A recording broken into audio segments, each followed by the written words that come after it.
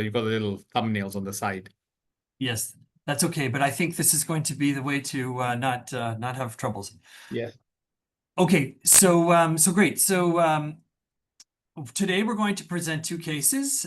Here's the ECG for case 1. 190 beats per minute, narrow QRS of 72 milliseconds, and we'll come back to the ECG. So this is a patient who is a 6-year-old boy. So I'm a pediatric electrophysiologist. Most of my cases relate to children and to adults with congenital heart disease, but I hope this has relevance for all of you who take care of older patients as well. 6-year-old boy who was previously well and lives in Kigali, in the capital city of Rwanda. He had 1 month of fatigue, and the latter days, the past week, he's experienced palpitations and very marked exercise intolerance. He doesn't want to play, doesn't want to go outside, just staying around the house. In the last 2 or 3 days, he had nausea, throwing up, and not wanting to eat. He has no prior cardiac history, but he was referred to for evaluation. On his presenting examination, his heart rate was 198 and his respiratory rate 40. Blood pressure 76/46, which is actually acceptable for a 6-year-old. Maybe on the low side, but not terrible. He was alert and thin. He appeared to be in mild respiratory distress, and he had a gallop rhythm on examination. There was no edema. An echocardiogram showed markedly reduced ejection fraction of 12%. He was admitted to Rwanda Military Hospital with a diagnosis of dilated cardiomyopathy.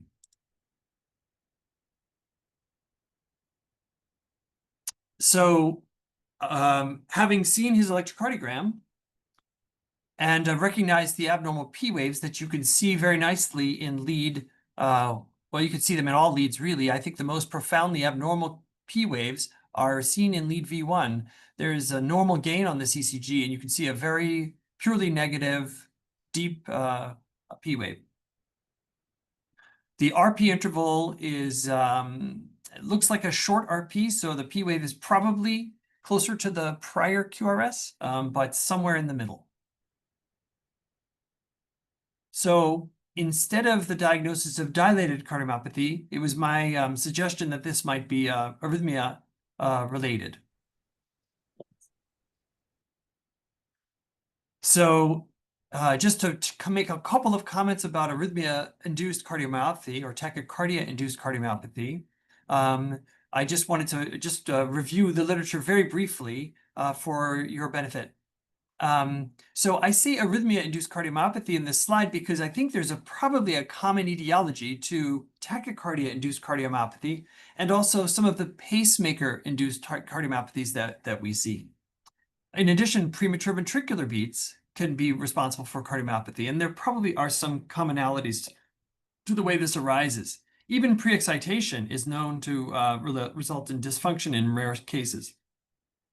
And there's always the question of, is this sinus or not?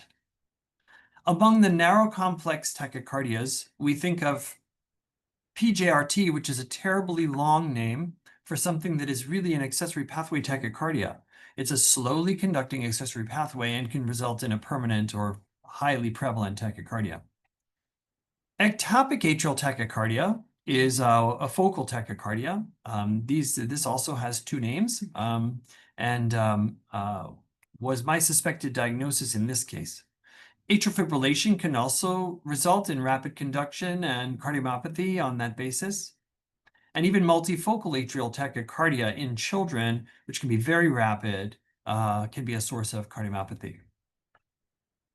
I share this ECG because this is a PACE patient who had dysfunction, 16-year-old male. He had a complete heart block and he had a pacemaker placed. And the lead is placed on the right ventricle free wall, I think. And as a result, he's had dysfunction of his ventricle. There is a recent publication that talks about the evolution of ventricular dysfunction in tachycardia-induced cardiomyopathy. And it talks about sort of the initial compensatory phase where the pump is not actually substantially affected, which is usually a week or so. And then dysfunction develops where not only the ejection fraction, the function decreases, but also there is dilation of the chamber. There is activation of the renin-angiotensin system, and that is just like the evolution of heart failure due to other causes. Then there's ultimately LV failure, and I mean, they lay out a timeline here, 7 days, 1 to 3 weeks, and greater than 3 weeks. But I would suggest that it's actually highly variable, and that some patients tolerated tachycardia for a very long time.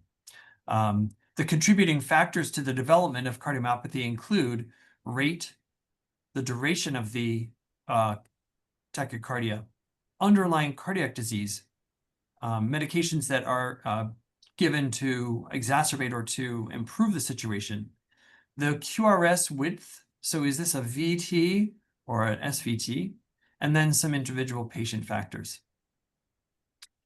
All of the main references that I'll make today, I have in a folder, and we'll send these for distribution for people's reference if they would like. So the big question in many, is there a question? No, no, David, continue. Okay, great. So there is the question in many situations like this one. The patient was admitted with a dilated cardiomyopathy diagnosis, and it was my feeling that maybe he had a abnormal tachycardia causing the dysfunction. And the question often arises, does this patient have dysfunction that is causing tachycardia, or does the patient have tachycardia that's causing the dysfunction? There are a few interesting papers looking at this. And one of them, I have to mute the people. I'm sorry. no problem. Please, everyone mute himself or I mute him or kill him.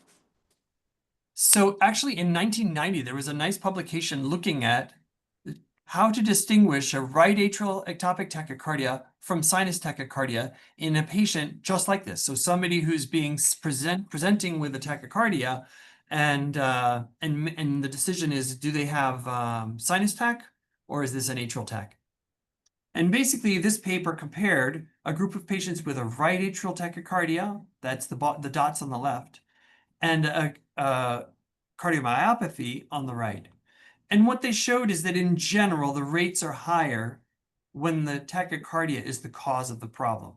So if the heart rate is under 150, it's possible that it's a cardiomyopathy. But if the heart rate is over 150, in that group of patients only, over 150, they were all patients who had an abnormal tachycardia. If you were to use this data as our gold reference, is there a question? No, can everyone who is not, can everyone please mute their mics? It's really interrupting the flow of the speaker, please. Please check your mics and mute them. Sorry, David. No problem. So let's look back at our patient. Our patient's heart rate was 190.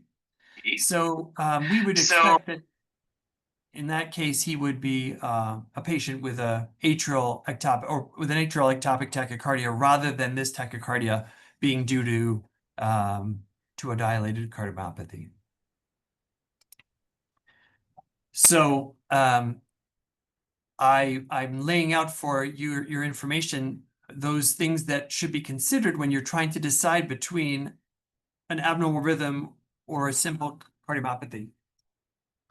The range of heart rates causing tachycardia-induced cardiomyopathy is wide, and so the findings of relevance include the P-wave morphology, the PR interval, because often the PR interval is prolonged in a focal atrial tachycardia, its response to adenosine, and the pattern of termination if it is intermittent, if you see this coming and going. And it helps to have an idea where the tachycardias come from in young patients. And this is a review of 36 patients who were aged 8 to 26, so young patients with atrial ectopic tachycardia. And most had foci in the right atrium along the crista terminalis, Um, that was this group here. The cristaterminalis is this line of conduction block along the right side of the normal atrium. The second most common location for ectopic foci in young patients was pulmonary vein left atrial foci. In this group of patients, they had successful ablation in 97% of the cases, even though 20% had a recurrence thereafter.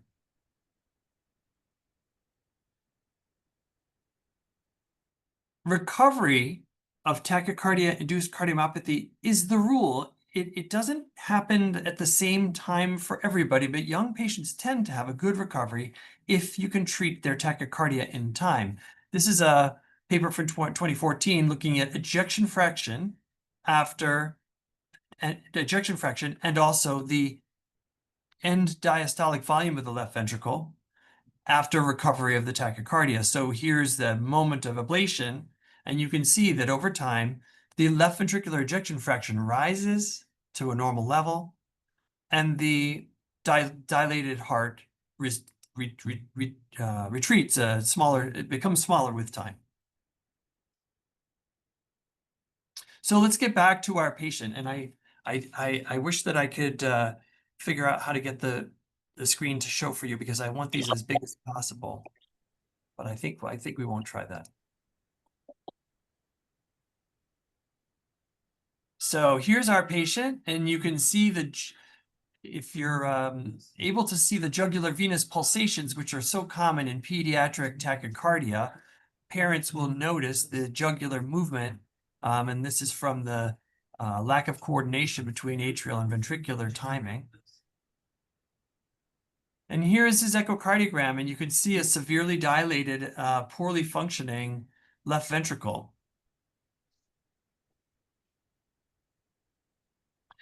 To give adenosine at the Rwanda Military Hospital is something rather unusual, but we were able to get that, and we brought this patient to the intensive care unit to administer the adenosine, and this is the bedside telemetry.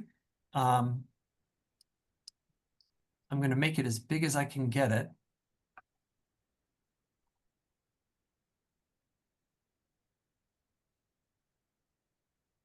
So here is the bedside monitor at the time of administration of adenosine. The heart rate, the saturation is 100. I believe the heart rate is in the typical range for this guy, which I think was about 180 or 190 beats per minute.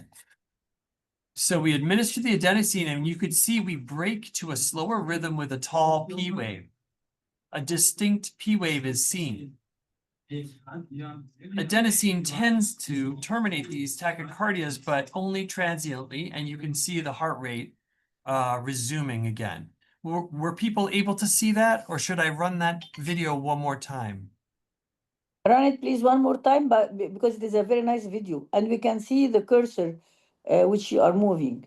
Yes, so here's the lead I would look at. Here is our abnormal P wave. And when we break the tachycardia, you'll see a slower rate and a distinct taller P wave.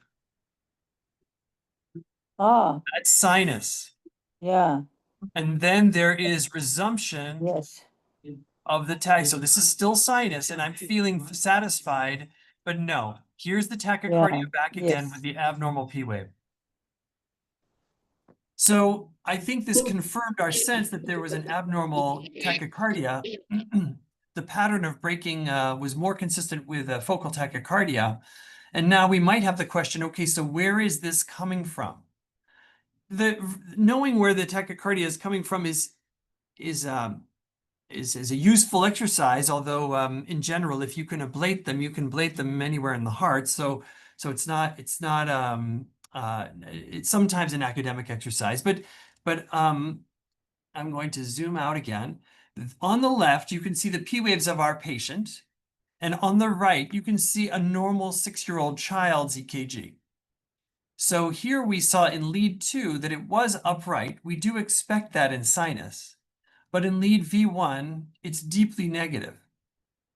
I think it's a very interesting to recognize what normal P waves look like in a young patient. They look like this in lead 2. They're usually pyramidal, like a nice triangle. And then in lead V1, they should be biphasic with a small up and a small down. This is a totally normal patient on the right. And I just want to demonstrate what you should expect in lead V1 because it's extremely informative in determining whether you're in sinus or not. V1 should look like that. And if it's not, you should be suspicious.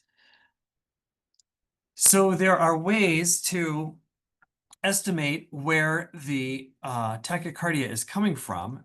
And I'm going to just take these things away so that we can look at this. This is again, I will circulate this paper. This is a revised algorithm for determining the location of an abnormal atrial focus. And so you start by looking at lead V1. And in this case, lead V1 is clearly negative. So we go to this part of the algorithm. Then we look, were V2 through V4 positive? So V2, 3, and 4, are those all positive?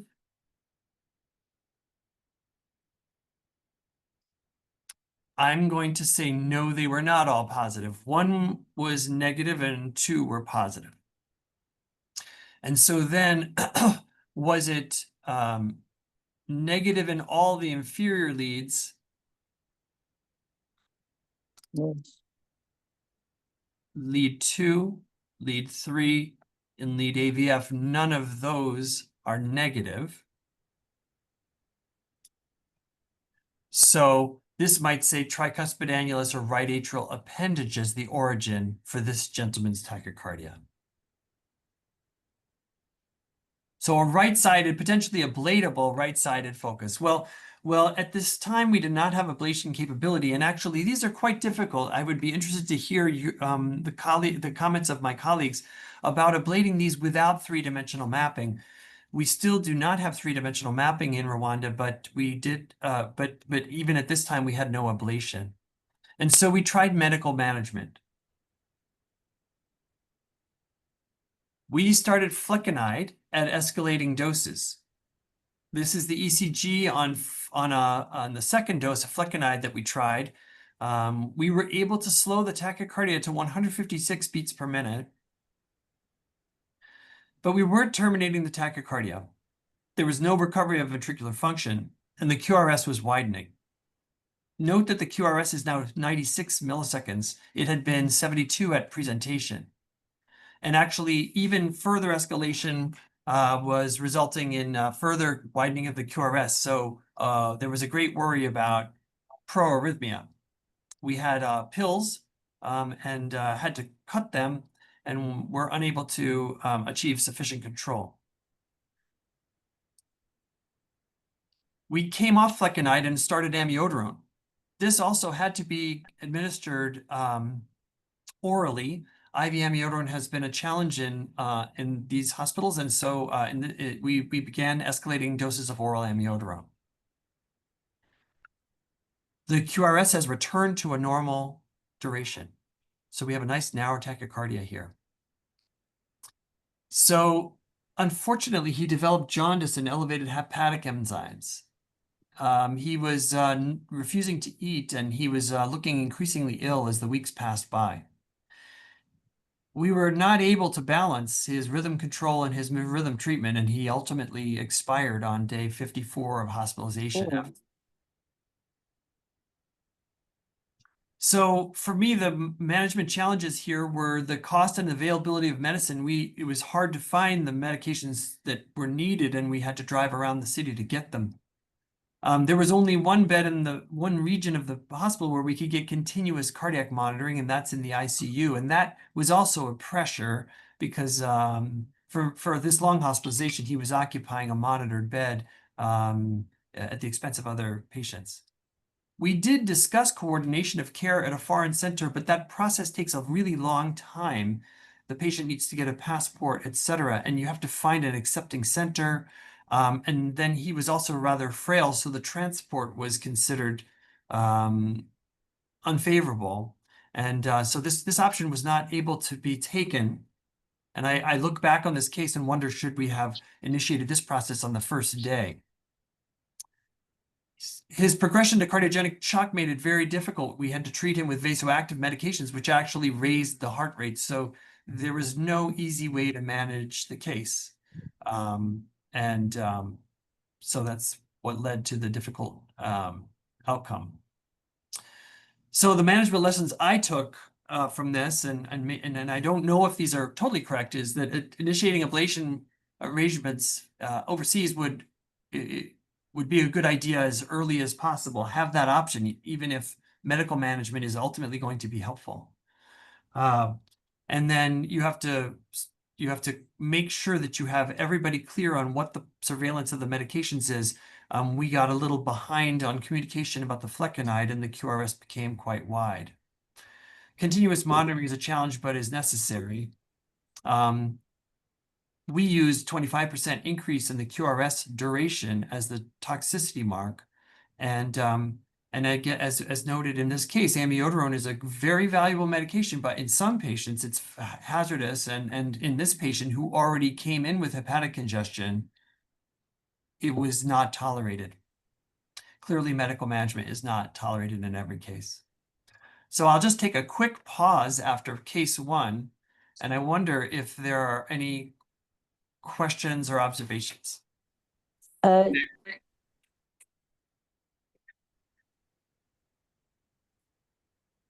Thanks, David. It's just I was listening to the presentation, and it just filled with huge amounts of tragedy, this case.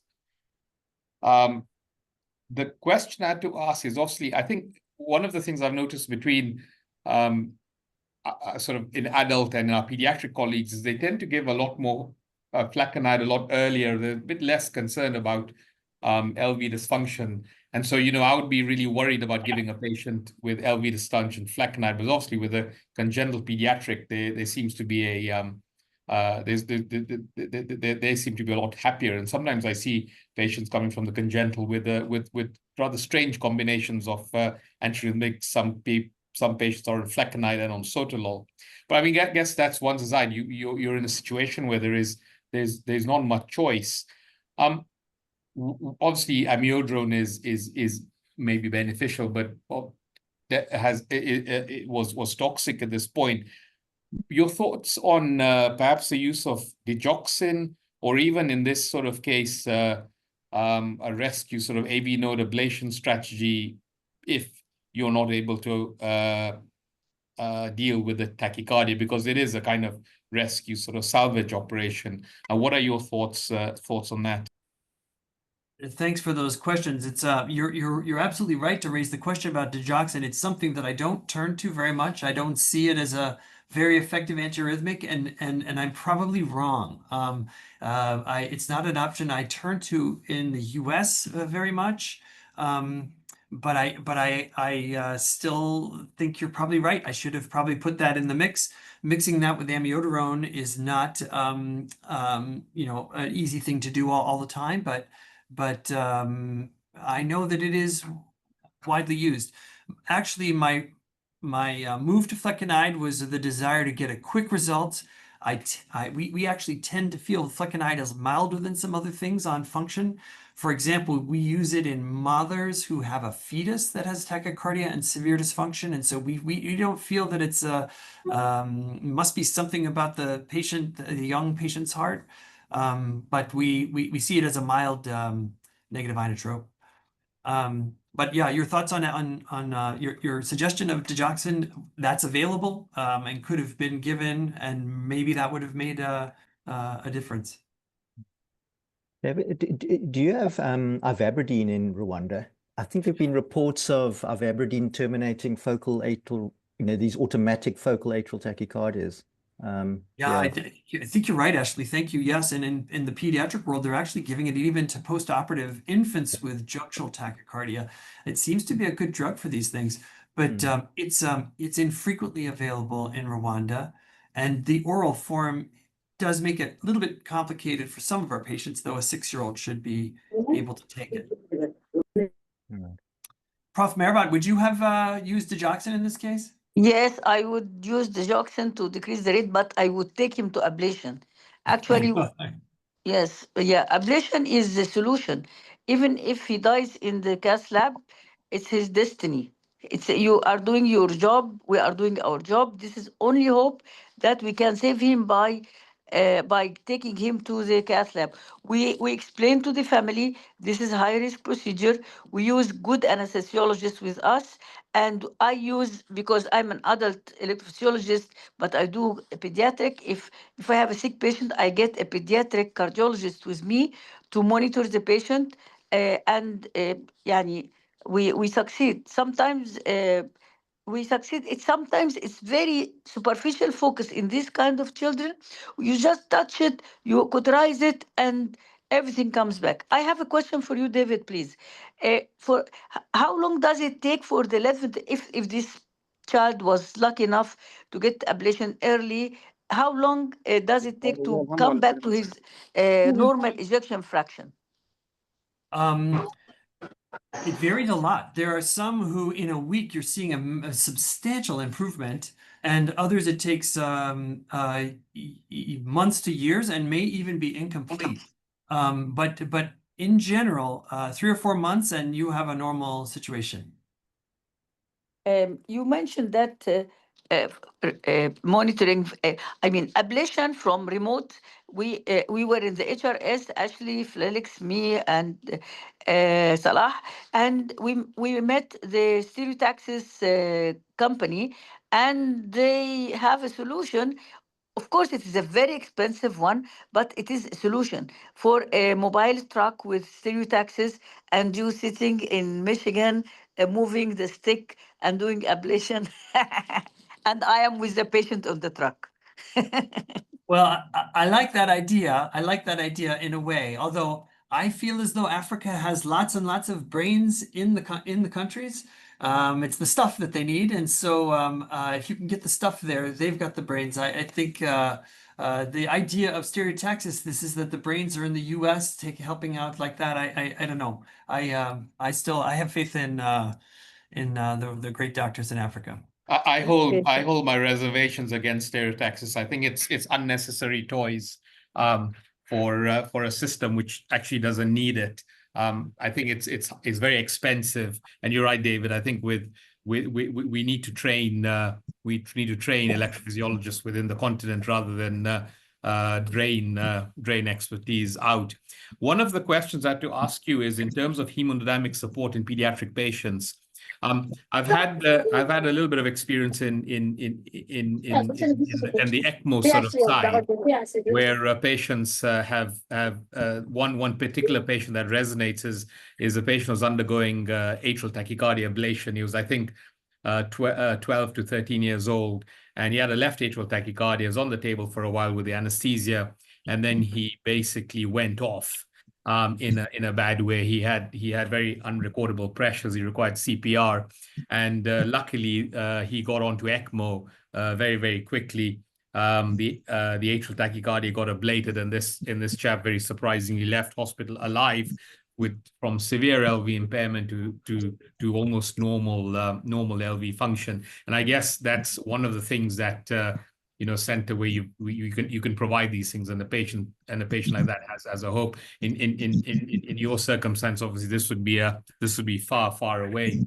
But would they be in a patient who had a relatively, if they were largish, would one accommodate something like a balloon pump to help support hemodynamics while the heart's sort of healed? But I've sometimes used it as a context of patients with VT, because I don't have access to Impella or ECMO or any of these support devices. I just thoughts on whether a device like this, a small balloon pump, could help ride the tide in this setting. Well, it's a really good question, and you're providing a wonderful introduction to the second case that I've brought. So I think I'll go to that, and then we can talk about advanced support mechanisms. How does that sound? And I'm sharing one more time because I think it's going to work this time. Are you looking at the slides now? باين في حالة اسمها سويدي شوفيها ممكن هسترو Do you see the slides now? I don't Yes, hear we you. can see your slide. Can see your Wonderful. slides. I think we've overcome the technical problems. And I can see your arrow as well. Oh, okay, wonderful. We're really spoiled. Okay, so this is a 6-year-old male, another 6-year-old, different case, but there are many similarities. And I will actually share with you that the two patients had this almost the same name. So this is a 6-year-old male presenting with tachycardia and fatigue for just 1 week, exertional dyspnea. He had decreased appetite 5 days before presentation and was throwing up. His principal complaint was actually chest pain, as he presented to a center near my own in Michigan. And he was also complaining that he was short of breath while he was sleeping. He had no history of infection or fever. So his physical exam showed his heart rate was 190 with a gallop rhythm. He had an extensive laboratory workup, including a lactate of 2.6, which is elevated. These are American units, so they may be unfamiliar to you. There was a very, very gentle elevation of his troponin. Creatinine was elevated at 0.68, so that's probably about double the expected value. And his abdominal ultrasound, which was performed to evaluate the abdominal pain, his abdominal ultrasound was unremarkable. There were also additional labs of many different kinds performed, which were normal. We heard by report that adenosine was given to this patient with no effect. Although we know that when we're talking to docs who are not necessarily used to looking at the tracings, we may actually achieve termination and resumption, or maybe there's diagnostic information, but they said that there was no effect with adenosine. So here's the ECG from this second case. So again, let's look at our lead V1, where we would expect a biphasic up-down pattern. But instead we have a down-up-down pattern in lead V1, sort of like a QRS of the P wave. The PR interval is slightly prolonged, but this is this could be easily interpreted as sinus tachycardia. Except that the heart rate is 190 and the patient is seated. The QRS is normal. Okay, so we're coming back to our algorithm from Kistler. This is Kistler wrote the first algorithm, I think, and revised it in 2021. So in this patient, the P wave in lead one, sorry, in V1 is negative positive. So these kinds of P waves take you to the paraseptal region.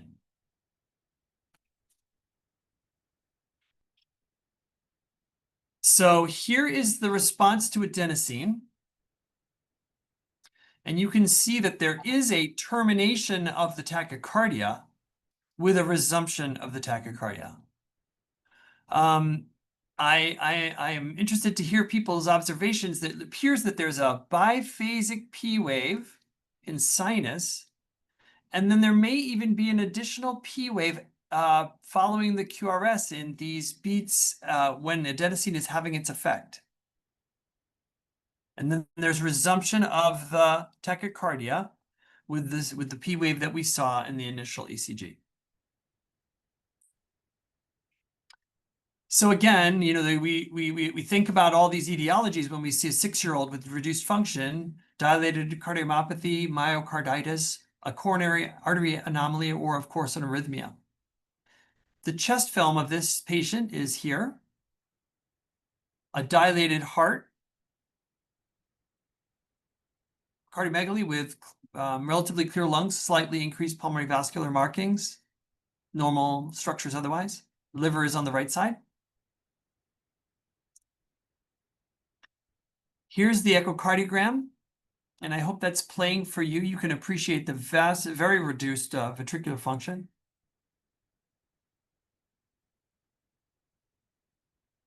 So in this patient, we had the option of 3D mapping. This patient came to the lab, but he had already decompensated and gone on ECMO. So he came to the EP lab on extracorporeal circulation. And you're trying to be as efficient as possible in a case like this. We initially mapped the tachycardia to the anterior septum. In this location, we tend to use cryoablation. And indeed, when we started to ablate the tachycardia, we could terminate the tachycardia, but we would get heart block each time. So ultimately, after 3 or 4 cycles of terminating the tachycardia but getting heart block, we advanced the cryoablation catheter into the aortic root, where a similar map, you could see this map has the red spot, the hot spot, is at the right anterior septum, but it's also a place that's reached from those superior catheter shadows you see in the non-coronary cusp of the aorta. And indeed, we were able to achieve termination of the tachycardia. Here's the catheter position. The ECMO cannula is here. Here's the cryoablation. So you see the ice artifact appearing on the ablation catheter when you do cryoablation. And here's the tachycardia. And you can see where the arrhythmia terminates to sinus.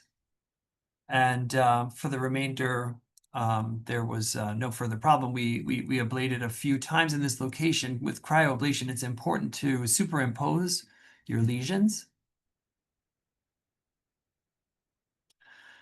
This patient stayed for 2 weeks for general recovery and being decannulated from ECMO, but he has had a complete recovery of function and he's back at school, and his echo, it was truly normal at the 4-month mark. So the advanced technologies, you know, it's they can be supportive for a procedure like this. Some people even put the patient on ECMO for the purpose of doing the procedure. I think that it's reached that level of routine care in advanced centers, but I think and certainly it provided a completely stable situation for us to do the ablation. There isn't even the same respiratory artifact movement when you're on ECMO, and so you have the luxury of complete stability during the case. So it provides support for ablation in a delicate patient.